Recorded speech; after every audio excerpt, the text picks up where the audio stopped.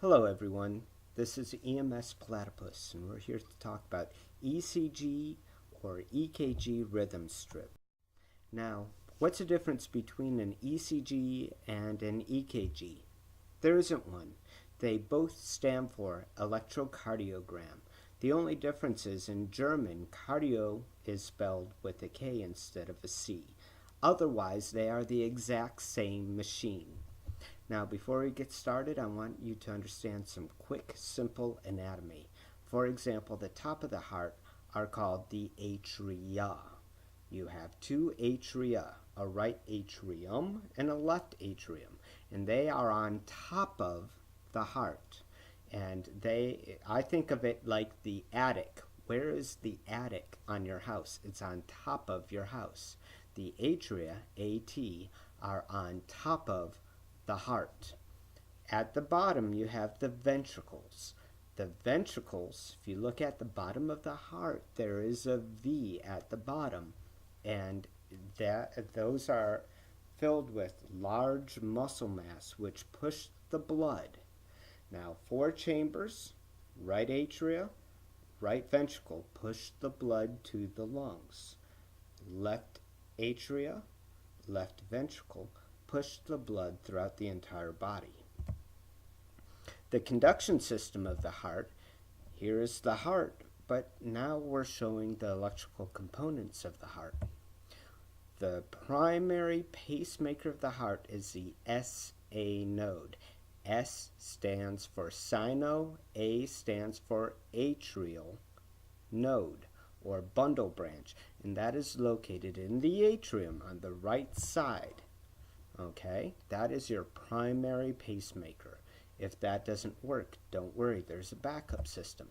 That is located at the AV node or junction. And where is this junction located? Between the atria and the ventricles of the heart, hence AV node or junction. And a last-ditch effort. If your heart still isn't beating, the ventricles will try and make a last-ditch effort.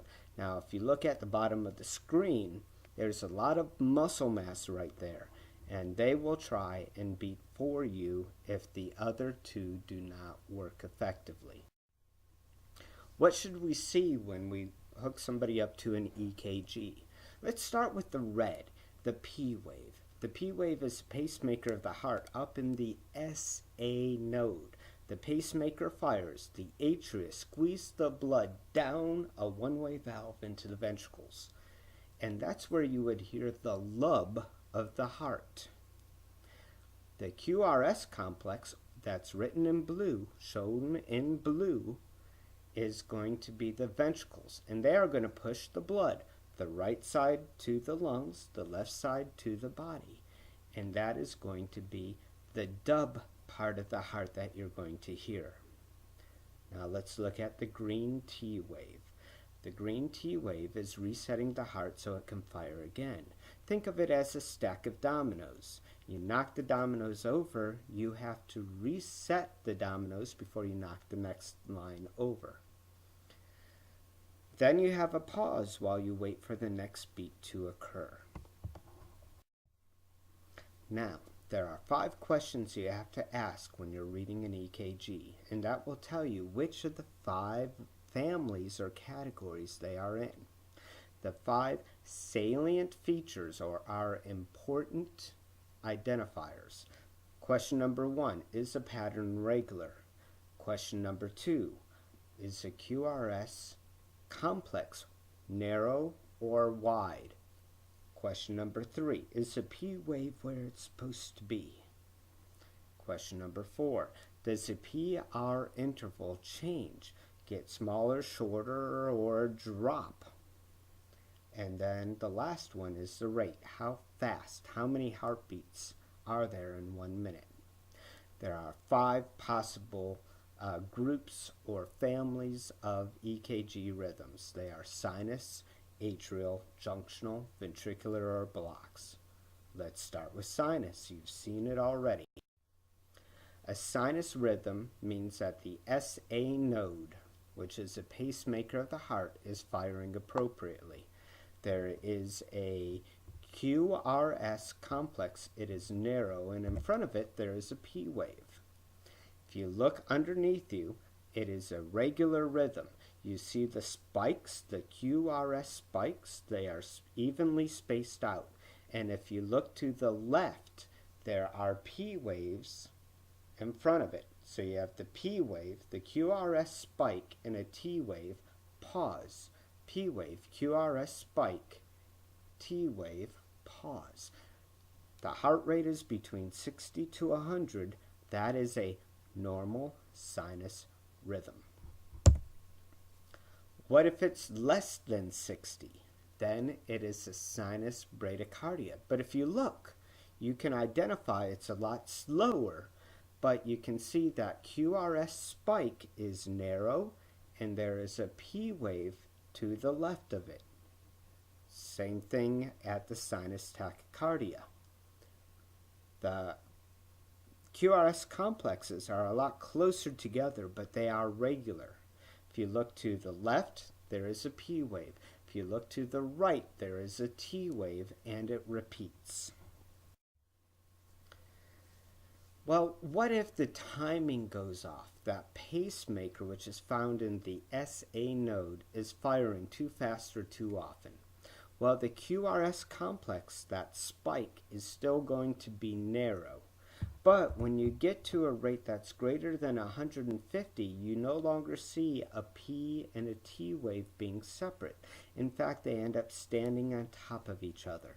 And this is called atrial tachycardia. Now, it's popularly known as a supraventricular tachycardia, or SVT.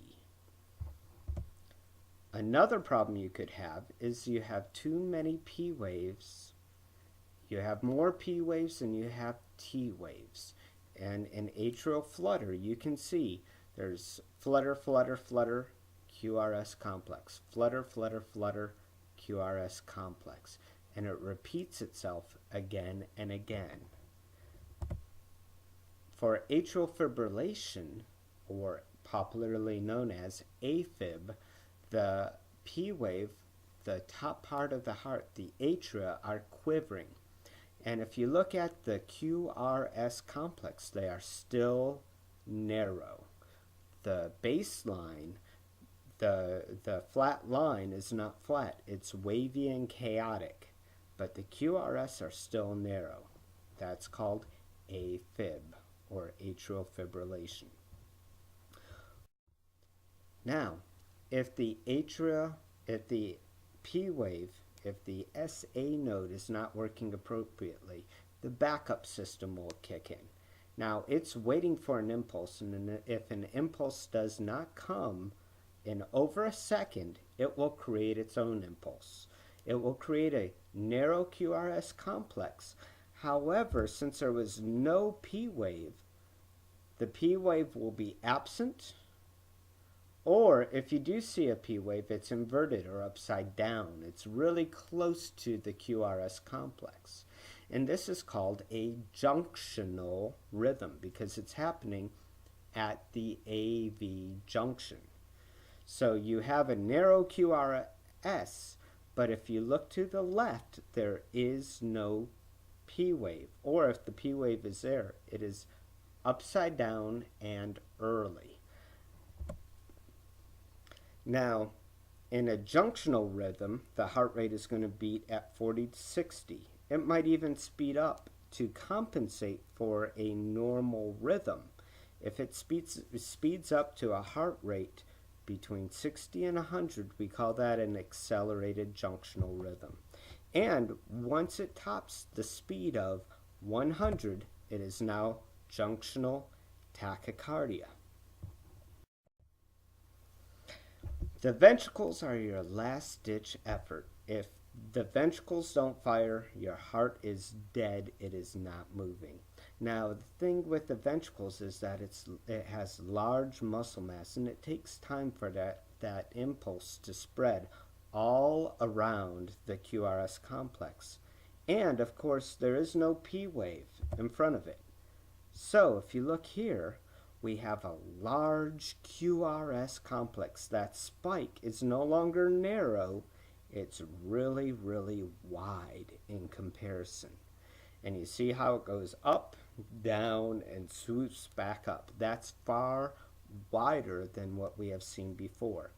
Now, idioventricular is a rate that's under 40.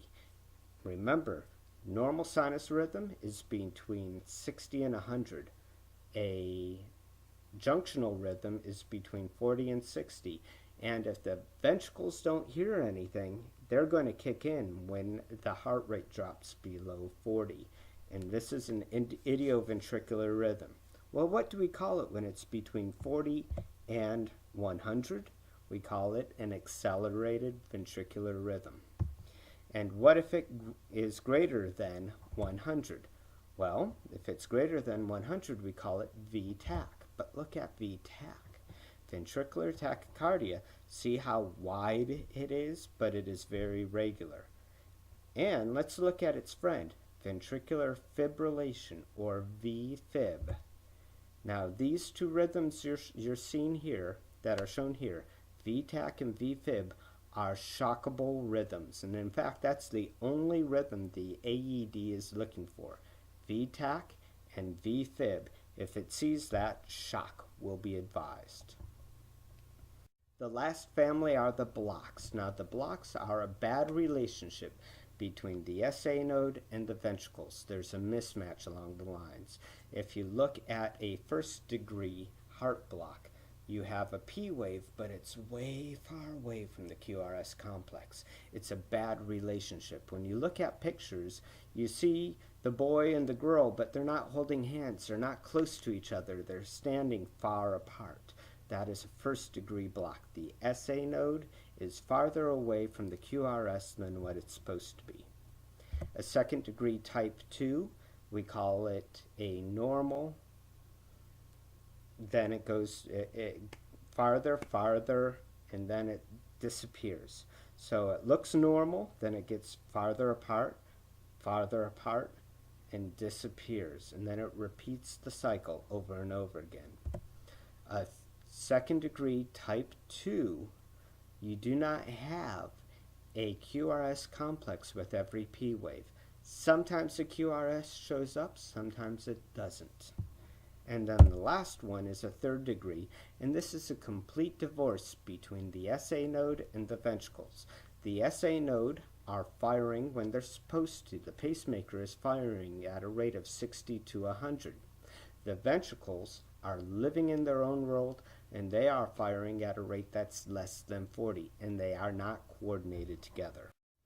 Now, I want you to understand that this video is to be short, simple, concise. This is only your foundational building blocks to start to learn how to interpret your rhythms. There are a lot of different rhythms out there, but there are 5 simple categories, and you can ask 5 simple questions to be able to identify the different elements. I want you to practice, watch this video several times, look at your handouts, look at books. Then I want you to go to skillstat.com. They have an ECG simulator that does a remarkable job of teaching you the primary functions. Open it up under the prep section. Now, their columns are differently than the way that I explained them. Each column will tell you the sinus, will teach you the sinus family, the atria, blocks, junctional, and ventricles. You can go through 27 different ECG rhythms. Practice them, learn them. Then go into the play category and play the game. It will give you 1 minute, and the idea is to emphasize accuracy over speed. Look at the rhythm, identify what the rhythm is, and answer it appropriately. Then see if you can get yourself down to being able to read a 6-second strip. Good luck from EMS Platypus, and as always, here are my resources. If you have any questions, let me know. Thank you very much.